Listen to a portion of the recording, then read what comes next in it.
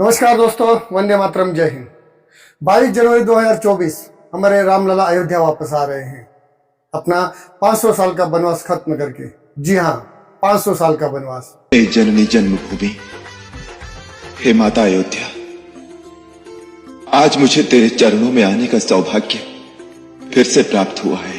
आज से 495 साल पहले सन 1528 में जब मुगल आक्रांता बाबर ने अयोध्या में स्थित रामलला का मंदिर ध्वस्त करके वहां पर मस्जिद बनाई थी और रामलला को बेघर कर दिया था, तब से लेकर आज तक रामलला वनवास में थे।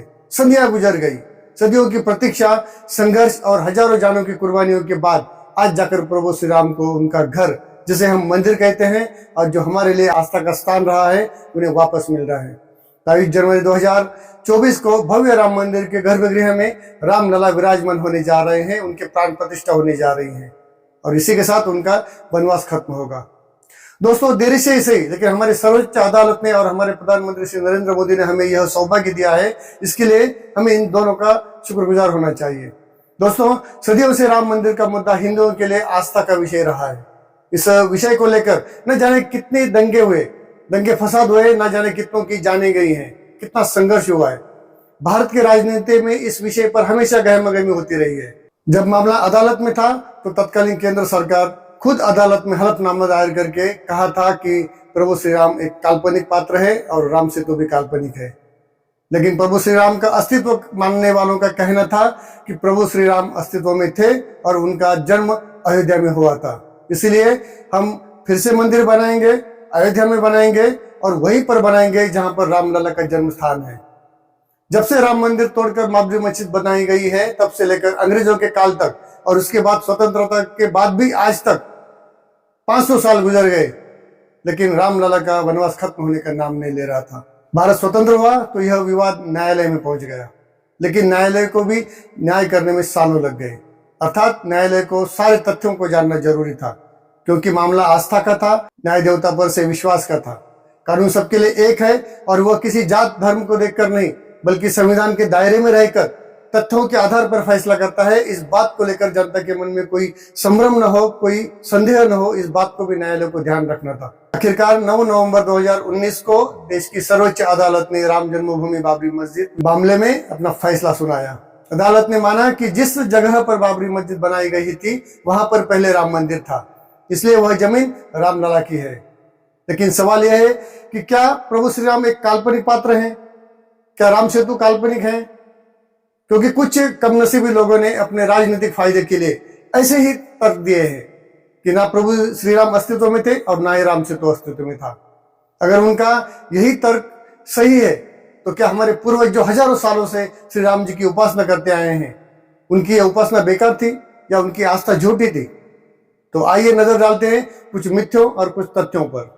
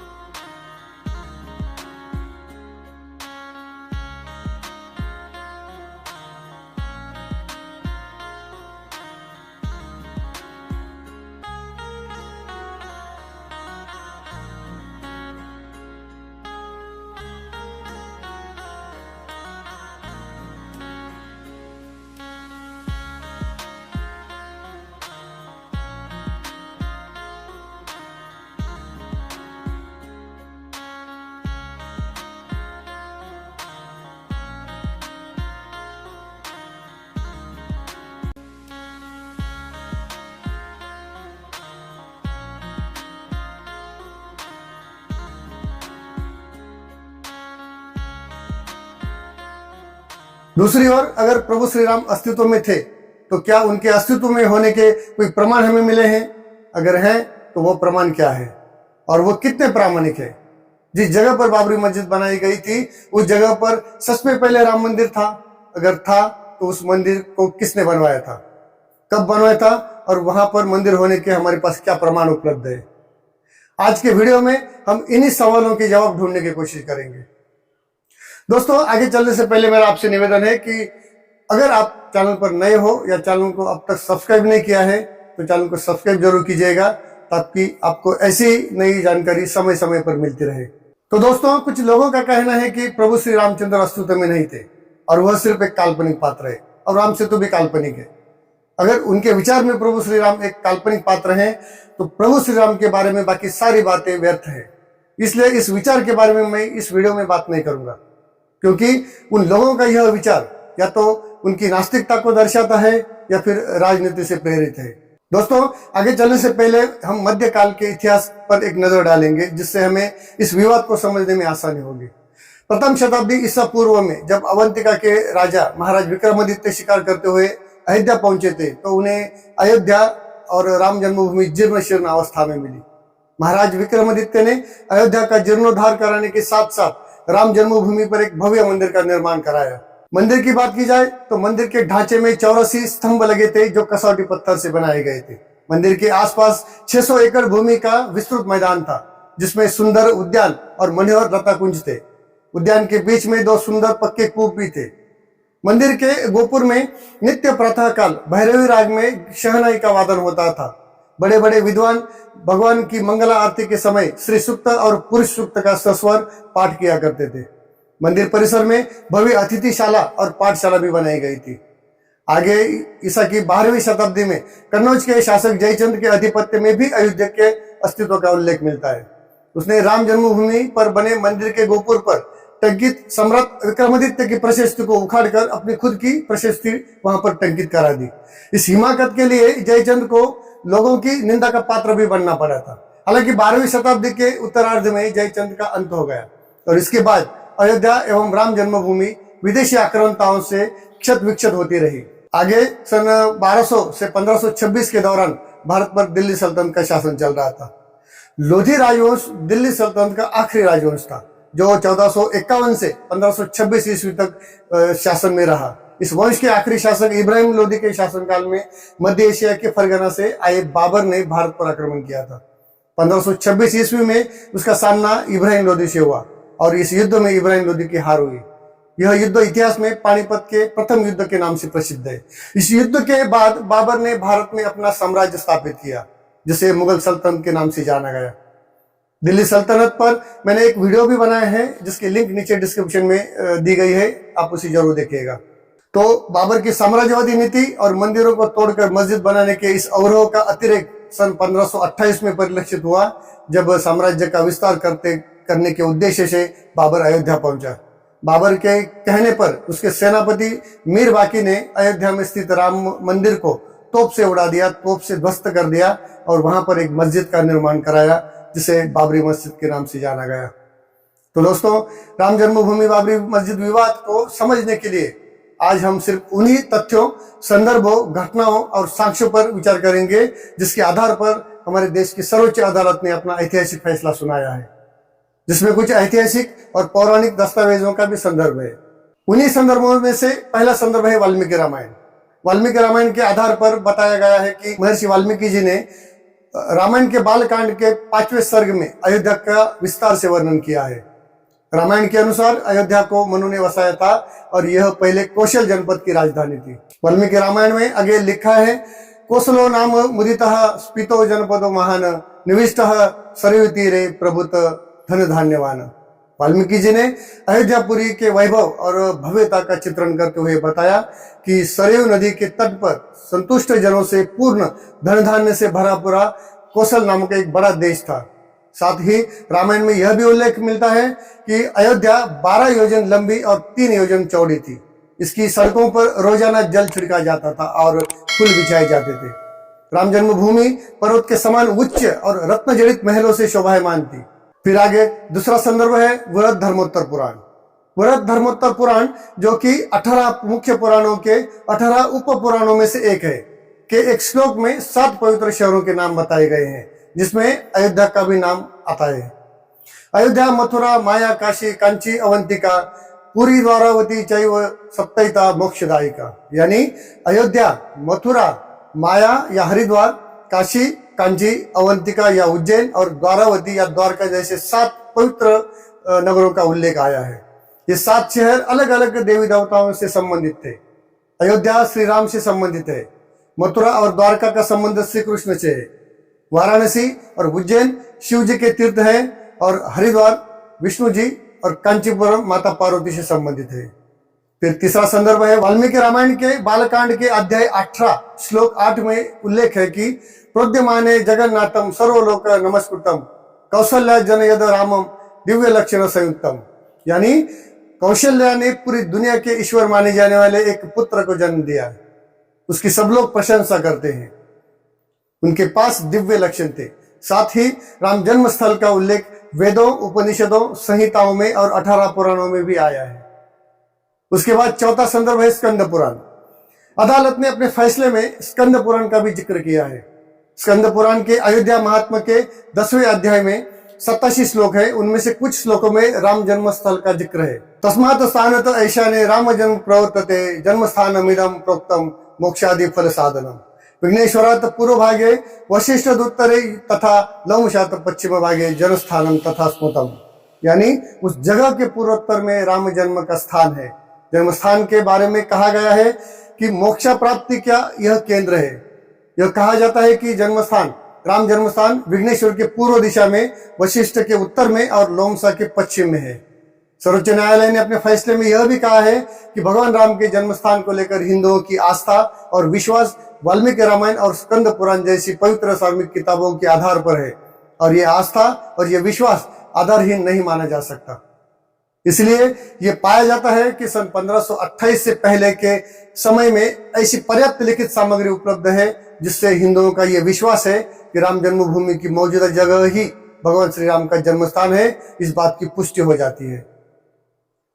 फिर पांचवा संदर्भ है प्राचीन संदर्भ रामचरितमानस। राम जन्म स्थान को साबित करने के लिए सुप्रीम कोर्ट के जज ने 1528 से 31 अक्टूबर 18 से 58 तक के वक्त का जिक्र किया है, और इसमें सबसे पहले जिक्र होता है गोस्वामी तुलसीदास का, जिन्होंने 1574 से 75 के दौरान रामचरितमानस की रचना की थी। अदालत ने अपने फैसले में लिखा है कि वाल्मीकि रामायण की तरह ही रामचरितमानस का भी हिंदुओं में एक अपना अलग स्थान है।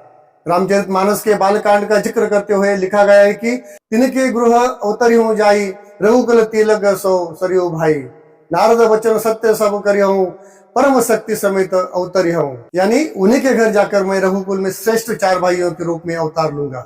नारद के सब वचन मैं सत्य करूंगा और अपनी पराशक्ति के सहित अवतार लूंगा।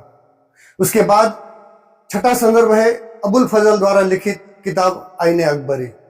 आईने अकबरी किताब 16वीं शताब्दी में अबुल फजल अल्लामी ने लिखी थी, जो एक मुगल बादशाह अकबर का एक वजीर था। आईने अकबर में अवध यानी अयोध्या के बारे में विस्तार से लिखा हुआ है। आईने अकबरी के वॉल्यूम 2 पेज नंबर 182 पर लिखा है कि अवध या अयोध्या भारत के सबसे बड़े नगरों में से एक थी। पुराने वक्त में इसकी लंबाई 148 कोस और चौड़ाई 36 कोस थी, और ये रामचंद्र का घर है। इसी किताब में श्री राम जी से जुड़ी और भी बातें लिखी गई है। किताब में ईश्वर के 9 अवतारों का भी उल्लेख है, जिसमें से एक राम अवतार की बात की गई है। राम को विष्णु का अवतार माना गया है, बताया गया है। लिखा है कि त्रेता युग में चैत्र महीने के 9वें दिन राजा दशरथ और उनकी पत्नी कौशल्य के घर पर अयोध्या नगर में राम का जन्म हुआ था। इसके बाद सर्वोच्च अदालत ने इस विवाद पर अपने अंतिम फैसले में डॉक्टर मोहम्मद इकबाल की कविता का भी जिक्र किया है। डॉक्टर मोहम्मद इकबाल या अल्लामा इकबाल मुसलमानों के लिए एक बड़ी हस्ती है। हमेशा मुसलमानों के लिए फिक्रमंद रहने वाले अल्लामा इकबाल को पाकिस्तान में जिन्ना के बाद सबसे बड़ा माना जाता है, और यही वजह है कि अल्लामा इकबाल के जरिए भगवान श्री राम पर लिखी गई इस नज्म की अहमियत और ज्यादा बढ़ जाती है। उन्होंने अपने कविता राम में कहा है कि है राम के वजूद पे हिंदुस्तान को नाज अहले नजर समझते हैं उसको इमाम हिंद, यानी हिंदुस्तान को राम के अस्तित्व पर अभिमान है और राम को इमाम हिंद समझते हैं। फिर उसके बाद ईस्ट इंडिया गैजेट का भी जिक्र आया है। 1828 में छपा पहला गैजेटियर ईस्ट इंडिया गैजेटियर था, जिसे वाल्टर हैमिल्टन ने लिखा था। इसके अनुसार अवध को हिंदू एक पवित्र स्थान मानते थे और यहाँ पूजा अर्चना करते थे। यहाँ राम, सीता, लक्ष्मण और हनुमान के मंदिर भी है। दोस्तों, अब तक हमने कुछ पौराणिक और आधुनिक संदर्भ देखे। अदालत ने इन पौराणिक संदर्भों के साथ साथ इस विवाद से जुड़े घटनाक्रम का भी संज्ञान लिया है। तो देखते हैं इस विवाद का घटनाक्रम क्या है। सन 1528 में राम मंदिर ध्वस्त करने के बाद करीब 300 साल तक की जानकारी हमारे पास उपलब्ध नहीं है। लेकिन उसके बाद 1813 में पहली बार हिंदू संगठनों ने दावा किया कि बाबर ने 1528 में राम मंदिर तोड़कर मस्जिद बनाई है। माना जाता है कि फैजाबाद के अंग्रेज अधिकारियों ने मस्जिद में हिंदू मंदिर जैसी कलाकृतियां मिलने का भी जिक्र अपनी रिपोर्ट में किया था। आगे 1853 में अवध के नवाब वाजिद अली शाह के समय पहली बार अयोध्या में सांप्रदायिक हिंसा भड़की, जब निर्मोही अखाड़े ने यह दावा किया था कि जिस जगह पर मस्जिद बनी है वहां पहले राम मंदिर था। इसके बाद भी 1855 तक दोनों पक्ष एक ही स्थान पर पूजा और नमाज अदा करते रहे। फिर 1855 के बाद मुस्लिमों को मस्जिद प्रवेश में इजाजत मिली, लेकिन हिंदुओं को अंदर जाने के लिए मनाही कर दी। ऐसे में हिंदुओं ने मस्जिद के मुख्य गुंबद से 150 फीट दूरी पर एक चबूतरा बनाया, जिस पर उन्होंने राम की पूजा शुरू की। अदालत ने अपने फैसले में अवध के थानेदार शीतल दुबे की 28 नवंबर 1858 की एक रिपोर्ट का भी जिक्र किया है, जिस रिपोर्ट में यह कहा गया है कि 1858 में यहाँ पर सांप्रदायिक तनाव हुआ था। बढ़ते तनाव को ध्यान में रखते हुए 1859 में ब्रिटिश सरकार ने इस विवादित जगह पर तार की बाड़ लगवाई। 1855 से 1885 तक फैजाबाद के अंग्रेज अफसरों के रिकॉर्ड में मुस्लिमों द्वारा विवादित जमीन पर हिंदुओं की गतिविधियां बढ़ने की कई बार शिकायतें की है। अदालत ने अपने फैसले में पी कार्नेगी रिपोर्ट का भी जिक्र किया है। अयोध्या और फैजाबाद के officiating commissioner and settlement officer P Carnegie द्वारा सन 1870 में एक रिपोर्ट बनाई गई थी। उस रिपोर्ट में कहा गया है कि अयोध्या का हिंदुओं के लिए उतना ही महत्व है जितना महत्व मुसलमानों के लिए मक्का और यहूदियों के लिए यरूशलेम का है। उनकी रिपोर्ट में यह भी कहा गया है कि 1528 में सम्राट बाबर ने राम जन्मस्थान की जगह पर मस्जिद बनवाई और उन्होंने जन्मस्थान को कहे जाने वाले इस जगह पर अधिकार के लिए हिंदू और मुसलमानों के बीच तनाव का भी जिक्र किया है। उन्होंने रिपोर्ट में कहा कि दोनों संप्रदाय के लोग यहाँ पर पूजा करने और नमाज पढ़ने आते थे। मंदिर और मस्जिद को लेकर यह विवाद इतना गंभीर और भयावह होने लगा कि 1885 में पहली बार यह विवादित मामला जिला अदालत में पहुंच गया, जब हिंदू महंत रघुवर दास ने फैजाबाद जिला अदालत में अर्जी देकर बाबरी मस्जिद परिसर में राम मंदिर बनाने की इजाजत मांगी। हालांकि अदालत ने यह अपील ठुकरा दी, जिससे मामला और भी गहराता चला गया। कुछ समय बाद फिर 1934 में सांप्रदायिक दंगे भड़के, जिसमें बाबरी मस्जिद की दीवार और गुंबद टूट गई थी, लेकिन ब्रिटिश हुकूमत ने मामले की गंभीरता को समझते हुए इसका फिर से पुनर्निर्माण करा दिया। वर्तमान कानूनी विवाद 1949 के फैजाबाद अदालत के एक आदेश से उत्पन्न हुआ है। कहा जाता है कि 22 दिसंबर 1949 की रात को बाबरी मस्जिद के गुंबद के नीचे हिंदू मूर्तियों का एक सेट प्रकट हुआ, लेकिन मुस्लिम पक्ष ने दावा किया कि बाबरी मस्जिद के केंद्रीय गुंबद के नीचे हिंदुओं ने रामलला की मूर्ति स्थापित कर दी है। इससे कानून व्यवस्था बिगड़ने की स्थिति उत्पन्न हो गई। फिर इसके 7 दिन बाद 29 दिसंबर 1949 को फैजाबाद की जिला अदालत ने बढ़ते हुए सांप्रदायिक तनाव को नियंत्रित करने के लिए बाबरी मस्जिद को विवादित भूमि घोषित किया और इसके मुख्य दरवाजे पर ताला लगवा दिया। उसके बाद इस स्थल को राज्य की हिरासत की जिम्मेदारी में डाल दिया गया। साथ ही अदालत ने क्रिमिनल प्रोसीजर कोड अर्थात दंड प्रक्रिया संहिता 1898 की धारा 145 के तहत एक प्रारंभिक आदेश जारी कर साइट को नगर निगम बोर्ड के अध्यक्ष की रिसीवरशिप में डालने का निर्देश दिया। फिर 1950 में हिंदू महासभा के वकील गोपाल सिंह विशारद ने फैजाबाद जिला अदालत में एक अर्जी दाखिल कर रामलला की मूर्ति की पूजा का अधिकार देने की मांग की।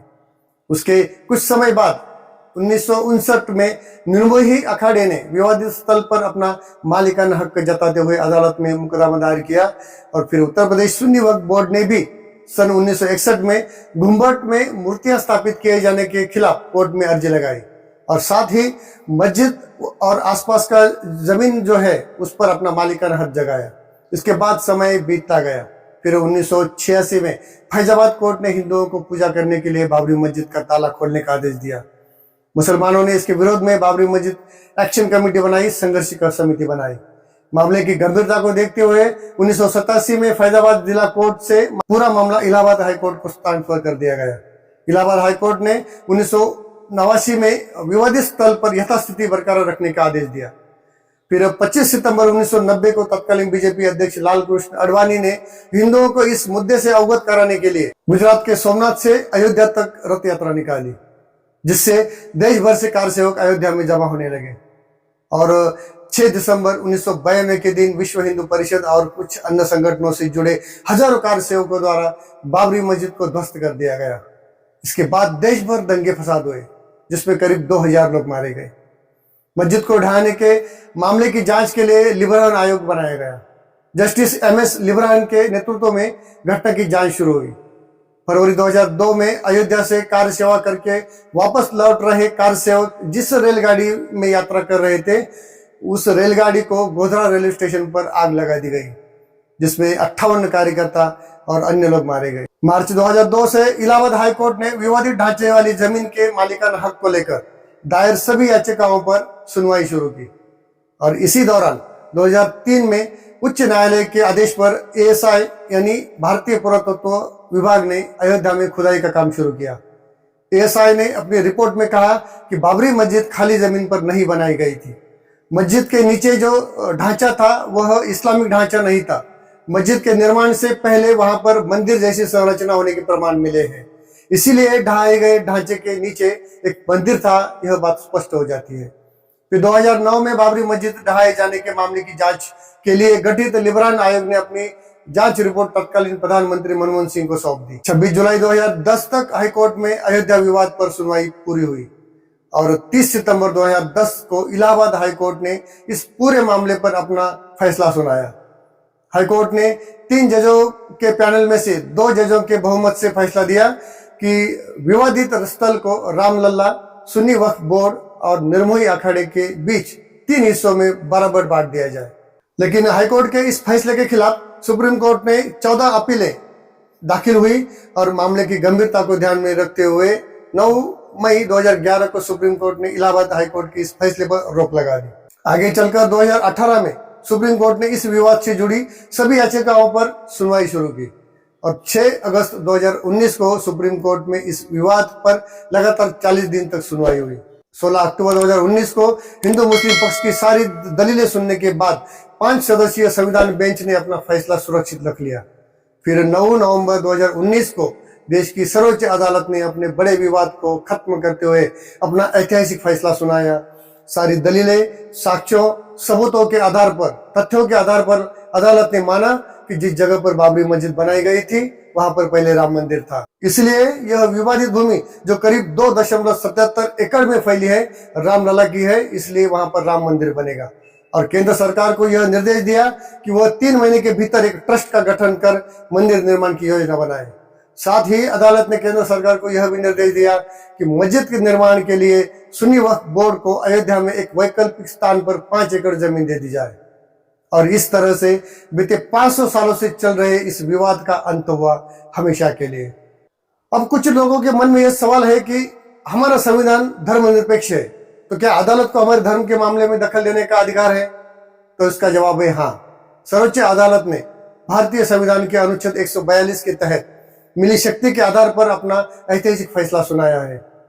भारत के संविधान का अनुच्छेद 142 कहता है कि सर्वोच्च अदालत अपने अधिकार क्षेत्र का प्रयोग करते हुए ऐसी डिक्री पारित कर सकती है या ऐसा आदेश दे सकती है जो उसके समक्ष लंबित किसी भी मामले या किसी भी मामलों में पूर्ण रूप से न्याय सुनिश्चित करने के लिए आवश्यक हो।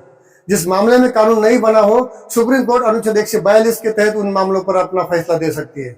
अदालत ने निर्मोही अखाड़े को मंदिर निर्माण हेतु बनाने वाले ट्रस्ट में शामिल करने तथा मुस्लिम वर्ग को वैकल्पिक 5 एकड़ भूमि देने के लिए इस अनुच्छेद के तहत प्राप्त अधिशक्तियों का ही प्रयोग किया है।